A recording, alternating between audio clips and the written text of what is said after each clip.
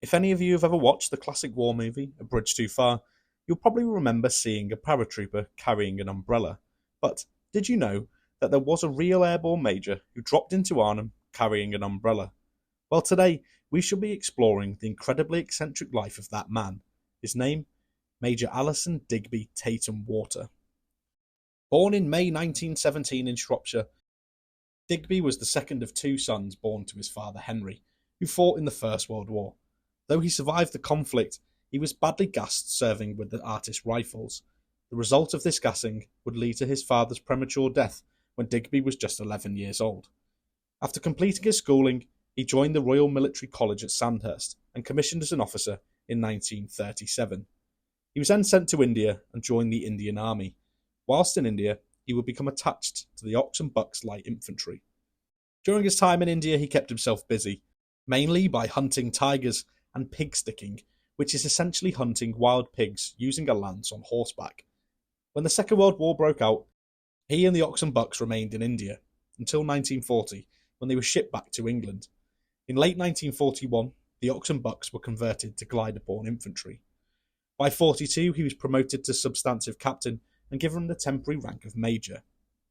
After the death of his older brother at the Second Battle at El Alamein in late 1942, Digby volunteered for the Airborne Forces. He undertook parachute training in August 1943, and after completing this, he became a member of the Parachute Regiment.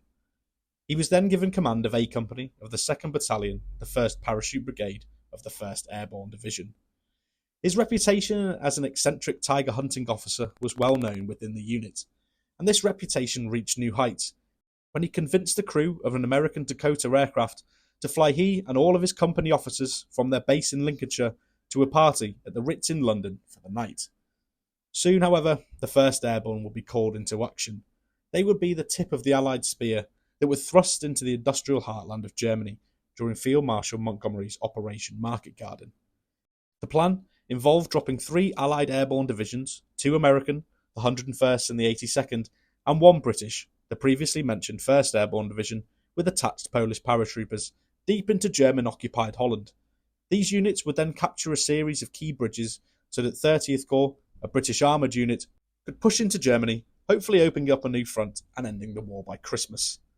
Being the eccentric and unorthodox officer that he was, Digby trained the men of A Company to communicate and manoeuvre by bugle call, something that was more akin to the time of the Napoleonic Wars.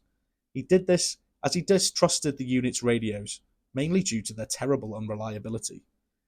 His eccentric reputation was given an even bigger boost by his decision to go into battle carrying an umbrella. He did this as he often forgot military passwords. In later interviews, he spoke about his decision, saying, "It would be quite obvious to anyone that the bloody fool carrying an umbrella could only be an Englishman." And then, on the 17th of September 1944, Operation Market Garden began. Despite his eccentric and bizarre techniques, he was a first-class officer, and he would play a pivotal role in the 2nd Battalion's battle at Arnhem Bridge. When the men of the 2nd Battalion landed at their drop zones outside of Arnhem, their battalion commander, Lieutenant Colonel John Frost, selected Digby's A Company to lead the 2nd Battalion's advance on Arnhem Bridge, due to his aggressive tactical approach and speed of manoeuvre.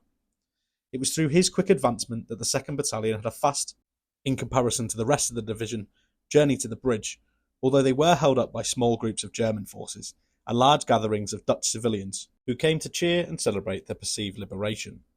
During the battle, Digby wore his maroon beret instead of a helmet and carried his trusty umbrella around with him. On one occasion, the Germans launched an attack against the British positions at the bridge.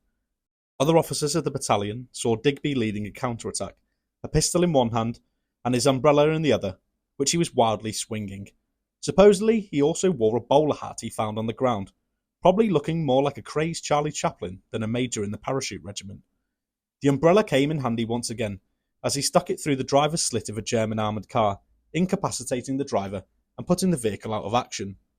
Another occasion, the battalion padre, Father Egan, was pinned down near a building by German fire.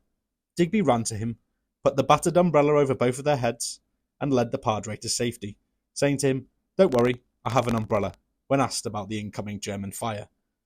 Digby's unflappable demeanour, combined with his incredibly eccentric sense of humour, encouraged the men of his company and the battalion during the battle. He would calmly stroll around the battlefield, directing his men as German bullets and bombs whistled past his head. One of the lieutenants under his command would later question his carrying of the umbrella in the unit's current sticky situation, to which Digby replied in humorous fashion, "Oh my goodness, what if it rains?" When the 2nd Battalion's brave battle came to an end, Digby found himself wounded in several places. He was taken to the St. Elizabeth Hospital in Arnhem, and not keen on becoming a prisoner of war, he snuck out of a window when the nurses had left his room. His A Company second in command, Captain Frank, accompanied him, and the two of them hid out in a nearby house before connecting up with the Dutch resistance. Once with the resistance, he was provided with a bicycle, a set of civilian clothes, given a bath and a shave, and a forged identity card. His fake name was Peter Janssen, and he posed as a deaf and mute man, which enabled him to cycle through the countryside and link up with other airborne men trapped behind enemy lines. He gathered 138 men, and with the help of the famed Easy Company of the 101st Airborne, led the men safely across the river during Operation Pegasus. For his role in both the Battle of Arnhem and Operation Pegasus, he was awarded the Distinguished Service Order. On his eventual return to the UK, he resumed command of what was left of A Company of the 2nd Battalion, and wrote a detailed report on the defence of Arnhem Bridge, which led to Lieutenant Jack Grayburn being posthumously awarded the Victoria Cross. I have done a video on him, which can be found in the description. After the war ended, he stayed in the army, and was appointed to the 5th King's African Rifles in British Kenya in 1946. During the Mau Mau uprising in Kenya, Digby raised a volunteer mounted police force and led them into battle against the Mau Mau. He then retired to run his estates in Kenya. He married in 1949 and had 3 daughters and several grandchildren. He died in Kenya in 1993, aged 75. That concludes today's video. Thank you all for watching. Don't forget to hit like and subscribe, it really does help the channel. And drop me a comment as well if you enjoyed this video. See you all on the next one.